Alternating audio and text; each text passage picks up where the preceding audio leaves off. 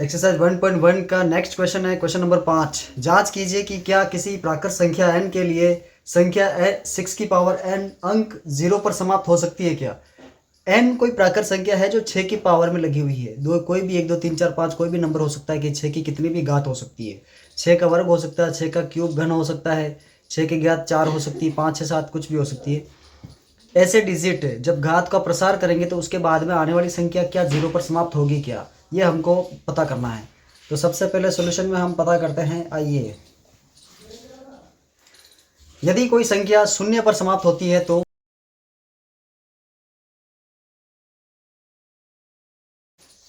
उसके गुणनखंड में कम से कम एक 10 अवश्य होगा। अब अगर 10 होगा तो 10 जो है किसका मल्टीप्लिकेटिव होता, अर्थात उस संख्या के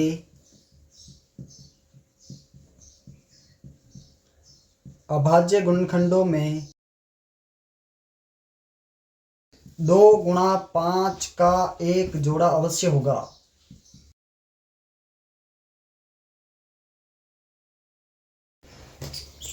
अब देखिए 2 इंटू 5 का एक जोड़ा अवश्य होगा।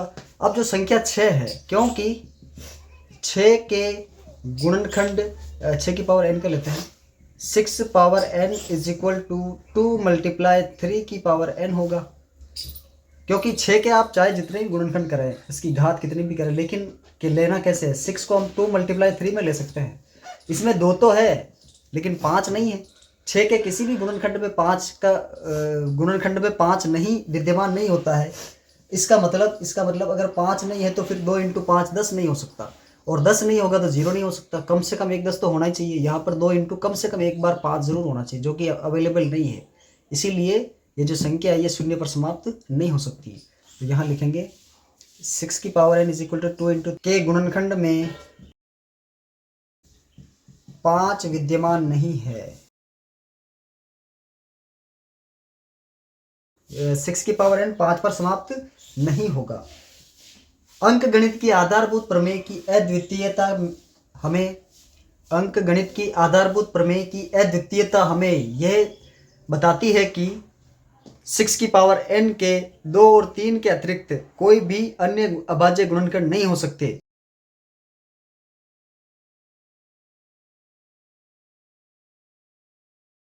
दो और 3 के अतिरिक्त और कोई,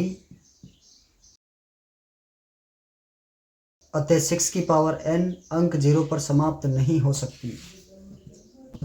अतः किसी भी प्राकृत संख्या n के लिए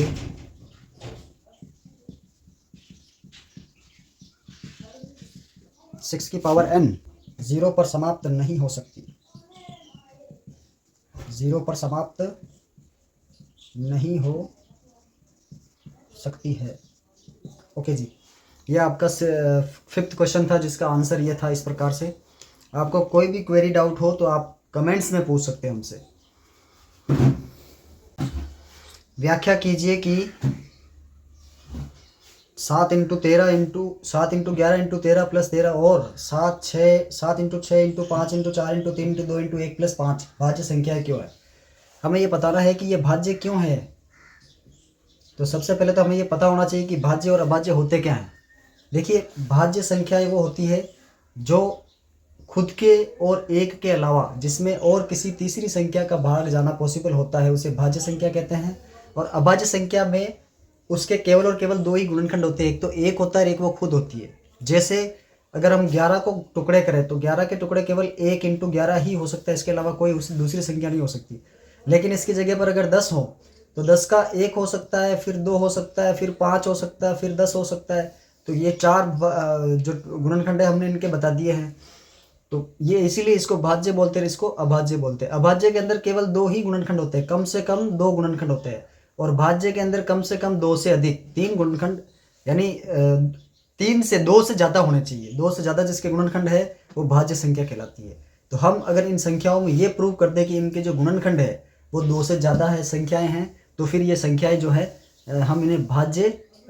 अब प्राइम नंबर्स जो होते हैं उनके दो से ज़्यादा मल्टीपल्स नहीं होने चाहिए और फैक्टर्स नहीं होने चाहिए, और जो कंपोजिट नंबर होता है उनके जो फैक्टर है वो कम से कम 3 होते हैं, 2 से ज़्यादा ही होते हैं हमेशा। तो यहाँ हम ये बताएंगे कि इस संख्या का जो है इसको भाज्य संख्या यानी कंपोजिट नंबर कैसे प्रूव करें अपन। तो सबसे पहले हम ले लेते हैं जो हमें दे रखा है 7 × 11 × 13 और +13। अब यहाँ हम क्योंकि प्लस के दोनों तरफ 13 है तो इसको कॉमन लेंगे। कॉमन कैसे लेंगे, बाहर लेने, ब्रैकेट के बाहर लेंगे इसको 13 और अंदर जो बचेगा वो 7 × 11 इंटू इस 13 की जगह 1 बचेगा क्योंकि ये 13 बाहर चला गया, प्लस यहाँ भी 1 बचेगा क्योंकि ये 13 बाहर चला गया। इसी तरीके से कॉमन लिया जाता है। अब 13 कोष्टक 7 11 77 + 1 ये टोटल हो जाएगा 13 और 78 और इन दोनों का मल्टीप्लिकेशन हो जाएगा 1014। ये इसका जो है गुणनखंड आया। अब अगर हम ये सिद्ध करते कि ये जो संख्या हमें प्राप्त हुई, ये जो नंबर 1014 हमें प्राप्त हुआ है, ये अगर इसके फैक्टर्स, इसके जो गुणनखंड है ये 2 से ज़्यादा है, तो फिर हम ये प्रूव कर देंगे कि यह सिद्ध हो जाएगा कि ये जो डिजिट संख्या हमें दे रखी थी ये एक भाज्य संख्या है। ये हम किस प्रकार से इसको सिद्ध करेंगे, देखिए इसके गुणनखंड कर लेते हैं 1 0 1 4 के। इसके गुणनखंड कर लो, सबसे ईजी तरीका ये होगा इसका। कई लोगों को गुणनखंड समझ में नहीं आएंगे कि कैसे हो, तो मैं करके बता देता हूँ। 2 5 10, 10 में गया और 1 में नहीं जाता तो 0 और फिर 14 में जाएगा 7 टाइम्स। इसमें 3 का जाता है 7 और 5 में, 7 5 12, 3 1 3, 2 बच गए, 3 6 18, 2 बच गए, 3 9 26। अब ये 1 6 9 13 का होता ही है, ये इसके फैक्टर्स है। अब इस संख्या के गुणनखंड में क्या प्राप्त हुए हैं, इसके गुणनखंड में प्राप्त हुए हैं जी 2 × 3 × 13 × 13। तो देखिए अब इसके 2 से ज़्यादा फैक्टर्स है, इस संख्या के 2 से ज़्यादा गुणनखंड है विद्यमान है, अतः यह भाज्य संख्या है। क्योंकि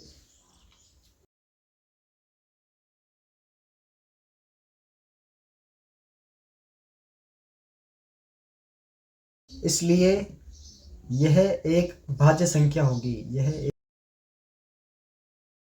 था इसका सिक्स क्वेश्चन का फर्स्ट दे रखा था। अब इसका दूसरा भी हम देख लेते हैं, इसको भी इसी तरीके से करना है। तो इसको मैं यहाँ साइड में ही आप लोगों को बता देता हूँ। इसको वैसे मिटाना था लेकिन मैं यहाँ तक मिटा देता, इसको आप नोट आउट कर सकते हैं और इसको अपन यहाँ कर लेते हैं। तथा या इसी से शुरू करते हैं 7 × 6 × 5 × 4 × 3 × 2 × 1 + 5। अब यहाँ से भी हमको 5 को बाहर निकालना है, तो आप कैसे भी निकाल सकते हैं। हम इसको इस प्रकार से कर लेते हैं 7 × 6 × 5, सॉरी 5 को यहाँ पर 1 आएगा क्योंकि हम इसको बाहर लेने वाले हैं, इंटू 4 × 3 × 2 × 1 और बाहर अपने पास में 5 आ गया। थोड़ी सी मिस्टेक हम ये यहाँ पर +1 और आएगा एक, और इसके बाहर 5। क्या किया हमने, 5 को कॉमन लिया बाहर, इधर दोनों तरफ से बता रहा हूँ, यहाँ मैंने इधर से लिया था, अब मैं इधर से ले रहा हूँ, तो 5 बाहर कॉमन ले लिया। तो या इस प्लस के इस तरफ जितनी भी संख्याएं हैं उनमें केवल 5 को नहीं लिखना, उसकी जगह पर 1 आएगा, बाकी सब ऐसे कैसे आएंगे क्योंकि हमने 5 ही कॉमन लिया। क्योंकि और ऐसा क्यों होता है, क्योंकि इधर केवल 5 ही है, और भी कोई संख्या थी वो भी कॉमन आती है लेकिन केवल 5 ही है। तो अब ये सारी संख्या तो इधर आ गई और 5 की जगह पर 1 आ गया और इस 5 की जगह पर ये 1 आ गया। अब हम इस सबका मल्टीप्लीकेशन करके फिर 5 इससे मल्टीप्लाई कर देंगे, तो ये हो जाएगा जी। इसका ओवरऑल क्या होगा आंसर, देखो 7 से 42 42 और 4 3 12 2 24 है 1008 + 1 और बाहर है 5। 1008 में जोड़ेंगे अपन 1 तो ये हो जाएगा 1009 और इसको गुणा करना है 5 से, तो 5 9 जा 45। अब 50 45 जो हमारा आंसर आया है इसके गुणनखंड करेंगे अपन, बताएंगे कि इसके 2 से ज़्यादा फैक्टर्स एग्जिस्ट करते हैं, विद्यमान है। अब आपको मैं बता दूं कि 1009 जो है अपने आप में खुद ही एक प्राइम नंबर है, ये अभाज्य संख्या है, तो इसमें केवल इसी का जाएगा, तो ये एक बार चला गया। अब इसको हम भाज्य कैसे प्रूव करें, तो देखिए हमने इसका 1 निकाला था, 5 तो है ही इसका फैक्टर और 1 है 1009, तो इसके 3 फैक्टर हो गए 2 से ज़्यादा। तो इसको हम लिख सकते हैं कि ये एक भाज्य संख्या है क्योंकि इसके 2 से अधिक गुणनखंड विद्यमान है। क्योंकि 5000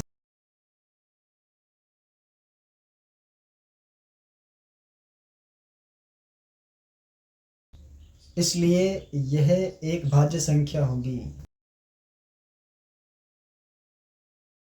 अब इसका अंतिम क्वेश्चन बचा है एक्सरसाइज 1.1 का 7 क्वेश्चन, और यह है किसी खेल के मैदान के चारों ओर एक वृत्ताकार पथ है। इस मैदान का एक चक्कर लगाने में सोनिया को 18 मिनट लगते हैं, जबकि इसी मैदान का एक चक्कर लगाने में रवि को 12 मिनट लगते हैं। मान लीजिए वे दोनों एक ही स्थान पर एक ही समय चलना प्रारंभ करते हैं, एक ही दिशा में चलते हैं, कितने समय बाद वे पुनः प्रारंभिक स्थान पर मिलेंगे। तो ऐसे क्वेश्चंस को सोल्व करने के लिए हम लोगों को सीधा सीधा फोकस करना होता है HCF के ऊपर। हम दोनों डिजिट का HCF अगर फाइंड आउट कर पाए, सीधा सीधा हमको फोकस करना होता है LCM के ऊपर। हम अगर दोनों का LCM पता कर पाए तो हम बता सकते हैं कि वो जो है किस प्रकार से। सोनिया और दूसरे लड़के का नाम है जी रवि। सोनिया और रवि ये दोनों एक ही स्थान से चलना प्रारंभ करते हैं, एक साथ शुरू करते हैं। अब ये कह रहे हैं कि एक स्थान पर वापस कब मिलेंगे वो, तो वापस कब मिलेंगे, तो इससे हमें इन दोनों संख्याओं का LCM ज्ञात करना पड़ेगा। पहले तो ये इनका जो है वो रेशो क्या दे रखा है अपने को, वो दे रखा है सोनिया को 18 मिनट लगते हैं पूरा चक्कर लगाने में। क्वेश्चन नंबर 7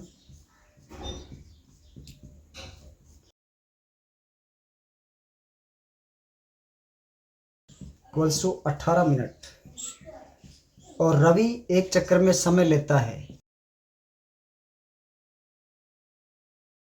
12 मिनट का समय।